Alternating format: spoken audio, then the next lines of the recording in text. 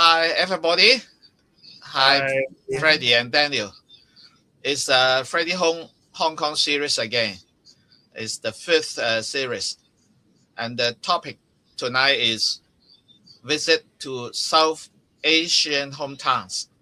So I let this time to Freddie and Daniel. Thank you, Francis. Happy to see you all again. This is our fifth episode. I'm Freddie, and I'm Daniel. Yeah. Hi, everyone. So, in the past episodes, we have shared our content of social service to ethnic minorities in Hong Kong, including providing anti-pandemic support and supplies to them, and also some language workshop, Chinese medicine service, yes, healthcare healthcare service. service. And this time we are going to share how, as a social service provider, how we can deepen our service and improve our quality of service. Because as a service provider, we have to, before we provide any service to any target groups, the first thing we have to do is to understand that group of service user, and we have to understand those target group all around and in different dimensions. So, for example, if we are providing elderly social service, we need to understand the background and the psychological need and the physiological needs of the elderly people. If we are operating service for autistic syndrome kids, we need to study about autism and understand the education need and the caring needs for them. So in this case, we are serving ethnic minorities. And ethnic minorities is not one single culture and not one single community. It is very diverse.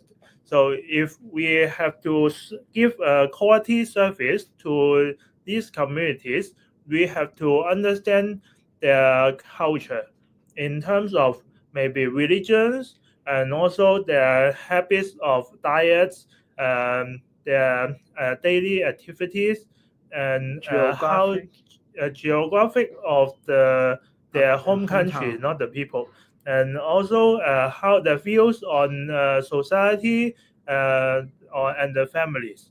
So in order to understand more about our service group, service target, we have I have been visiting their hometowns and home countries to get to know more about their cultures. So in this episode, we are going to introduce, share about our trips to South Asian countries. First of all, I've been to visiting Nepal in 2022 because I could not go earlier because of COVID, and since I have been told by many of my service users when we are meeting each other during COVID, many of them invite me to visit their hometown. So once the COVID is gone and I can be able to travel in other countries, the first thing I think of is to visit Nepal, which where we have more than half of our service user come from. We have around 1,700 service users who are Nepalese in Hong Kong, and this trip I spent in Nepal is I have spent 1 month, and the route I planned is according to the hometowns of my service users. For example, many of them come from Dharan and Ilam in the east Nepal, and also from Gurkha, Gandaki, Ganjuk, and Pokhara in the west. Most of them are Gurungs, and some also from Butwal and Chitwan. So these are places of the hometowns of my service users, and I've been visiting these towns and cities in the trip of Nepal. For example, the first place I've been when I arrived in Nepal is Dharan and Ilam. It is famous of their tea production and tea trading, and I had a nice dancing on the hills with the locals, and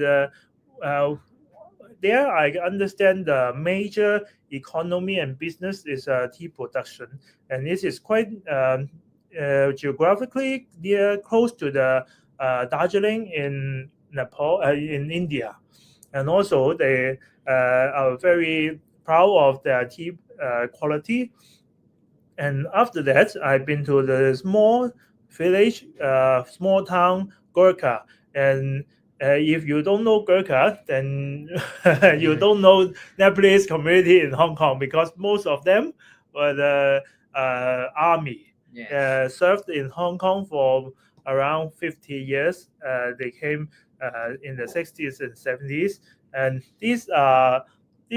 we have to understand this in order to know the history of why we have such a population of Nepalese in Hong Kong, and why they have been hired as professional security guards nowadays, and what kind of ethnicity and castes they come from. And we saw a lot of monuments about the historical Shah dynasty in Gorkha as well, with the fascinating background of the snowy mountain. And without visiting this place, we can hardly understand how comes in many Nepalese shops in Hong Kong they put the snowy mountain and on the signboard and in the interior decoration, because the highest mountain in the world is Himalaya. It's located in Nepal, and this is the fishtail view from Pokhara, the lake city. I guess a lot of Hong Kong people, if they have been visiting Nepal, should know this place because it's quite touristic. And then we went to this also Gorkha, and then I went to Lumbini. Lumbini is the birthplace of Buddha, and many of our Nepalese surface users are very proud of this place, and they recommend me to go to this place because it's quite a sacred place for pilgrimage for Buddhists.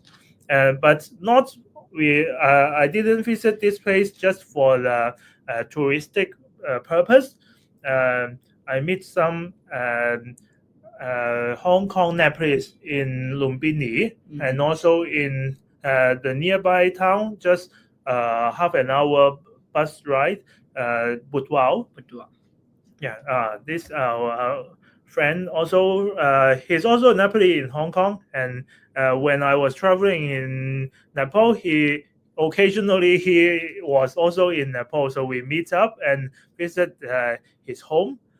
And finally, I've been to the Kathmandu, the capital city, which nobody can escape because the international airport is located in Kathmandu. And there's also a small city in near Kathmandu. It's called Chitwan, where the national park is located. We can find the endangered rhino over there. Actually, I visit the Nepal for several purposes. And the main purpose is to understand the culture and the culture of the home country of my service user, in order to provide better service back in Hong Kong. First, I have to do a lot of home visit. In Nepal, I guess I have visited like 7 or 8 homes of Hong Kong Nepalese people, And second, I need to understand more about the history of the country. For example, Gurkhas. That's the main purpose I visit Gurkha.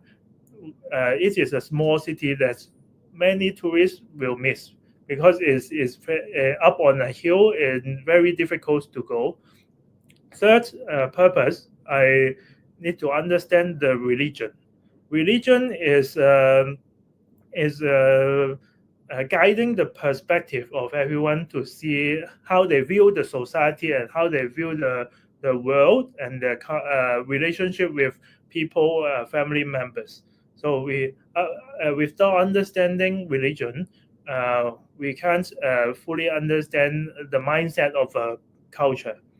And finally, is the natural scene. Naturally. Yes, and including geographic.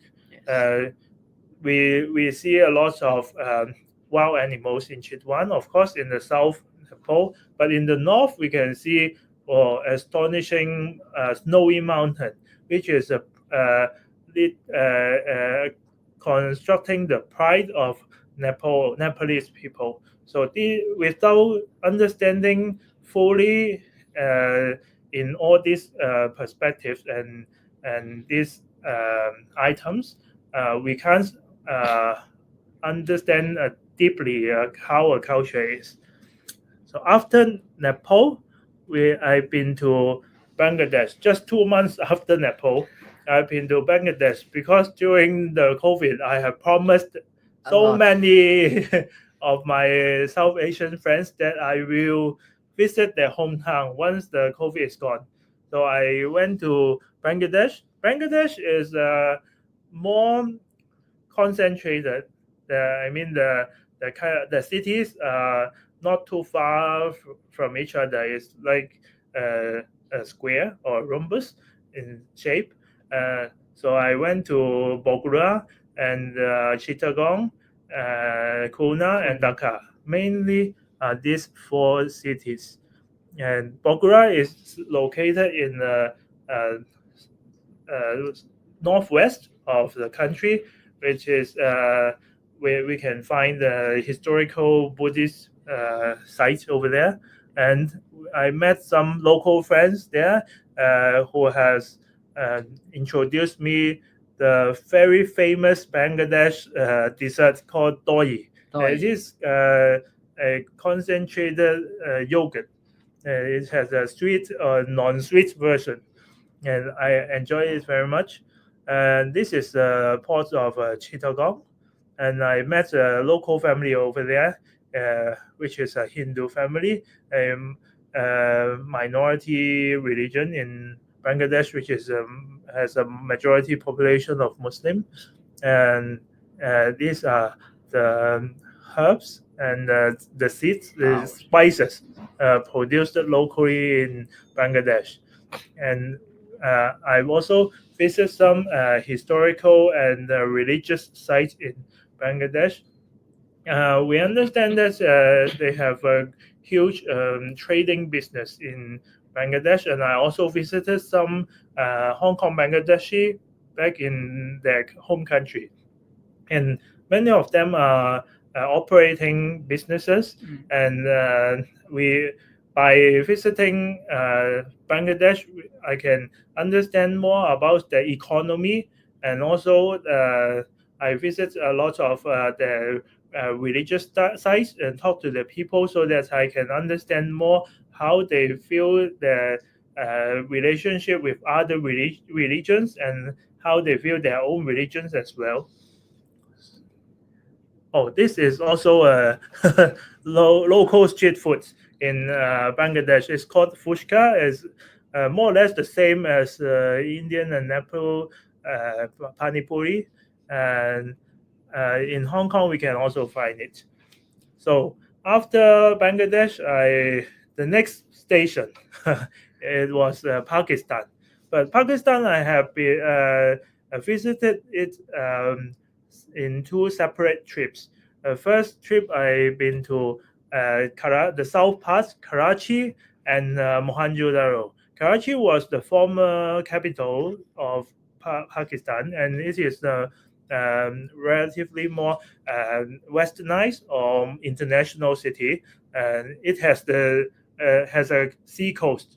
The north part doesn't have the sea coast because it's more inland, so we can see even camels walking on the sea on the beach.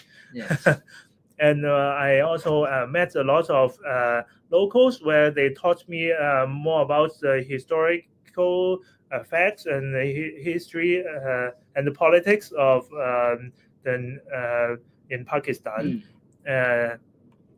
And this is a historical tomb in the city of Makli nearby Karachi. And of course, I have to visit the.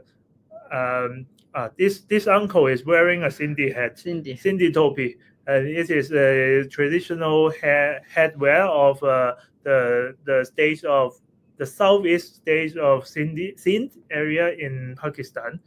And of course, I have to visit the very famous Mohenjo-daro. Yes. It is the birthplace of Indus Valley civilization. So we need to understand this because otherwise we couldn't fully and deeply understand the relationship between Pakistan and India, which was independent separately just around 80 years ago. But before, they shared a lot of common culture and historical background. And after that, when I was trying to head north, I encountered some protests and social unrest, so I had to leave the country at that time and came back to Pakistan 2 years later.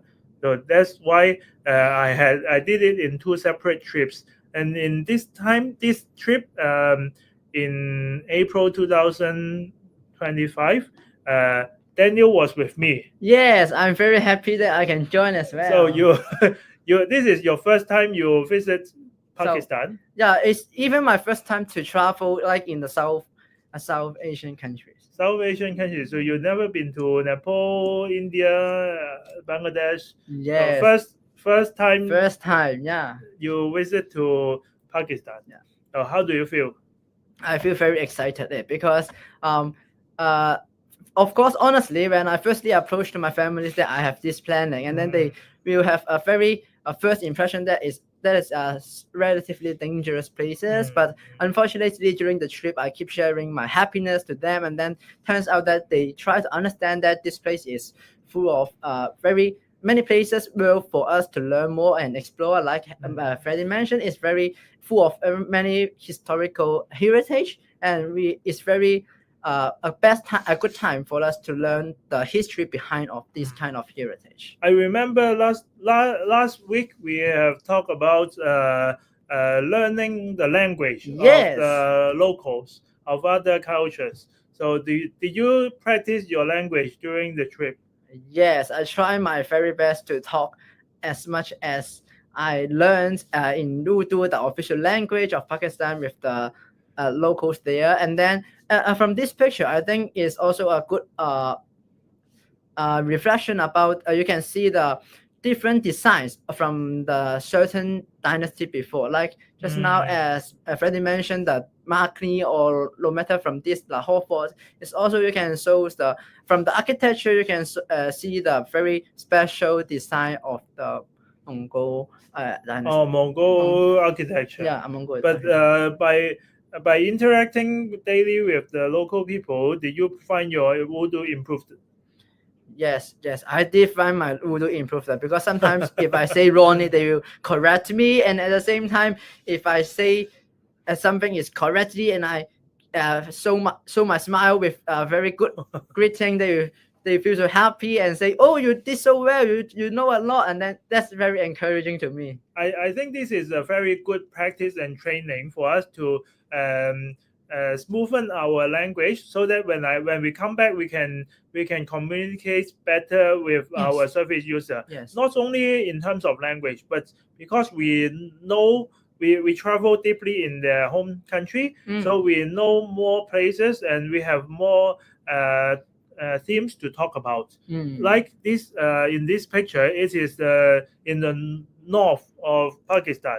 It's called Hunza, which many of our Pakistani service users recommend us to go, and we really go. Yes. So we really went there, so we can share our experiences with them, and of course, when we come back and share about our experience, they are very happy to see us visiting their places, Yes. and they're happy to listen to our trips, our journey. After visiting the north, we came back to the capital city of Islamabad, and there's the historical Buddhism site of Taxila, where even the famous Chinese monk Tang Shenshang, Tang Samzhong, yeah. also went there for 2 years meditation.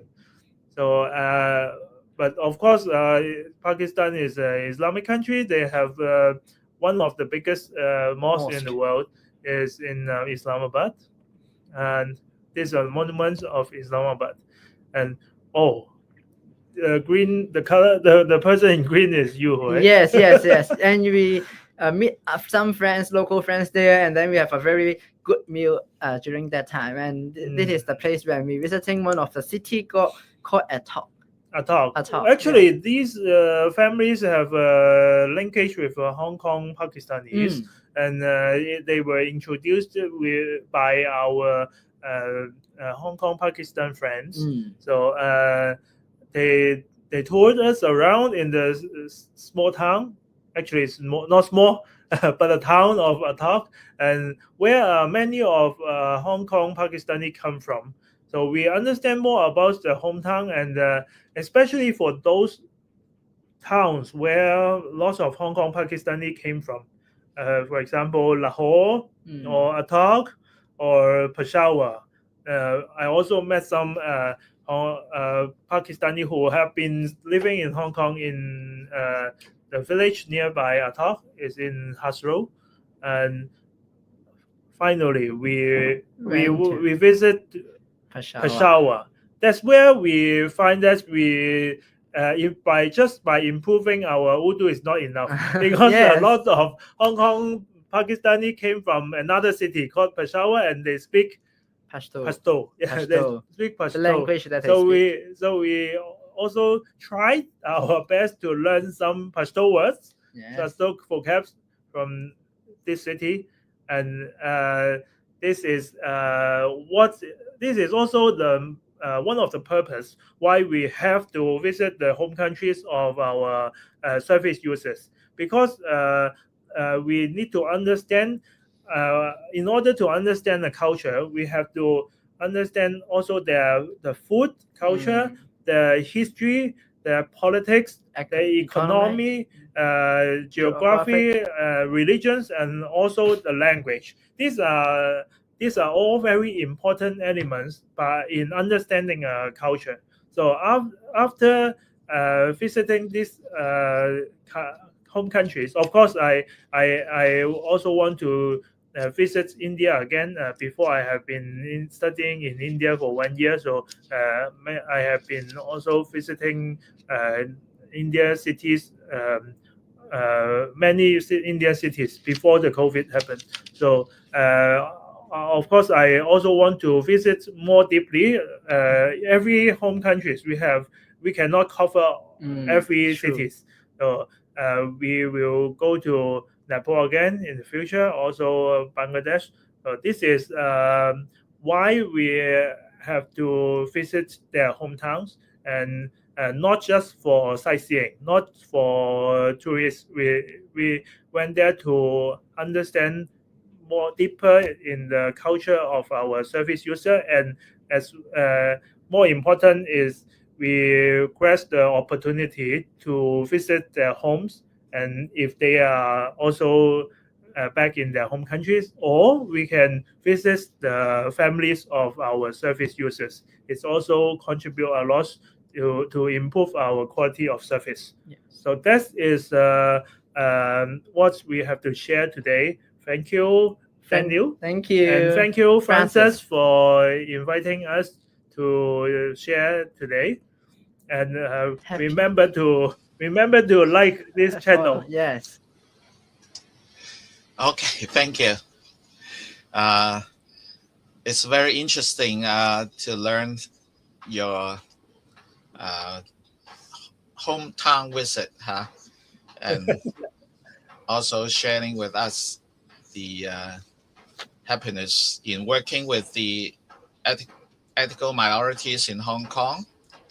So if you like our English YouTube channel, please like, share, and comment so that more people both in Hong Kong and overseas can have a better understanding on the ethical minorities communities in Hong Kong. And thanks again for Freddie and Daniel, and wish you a happy new year 2026, because it's already 30th of December. Thank you, Francis. Thank you. Happy New Year. Okay, bye-bye. Bye.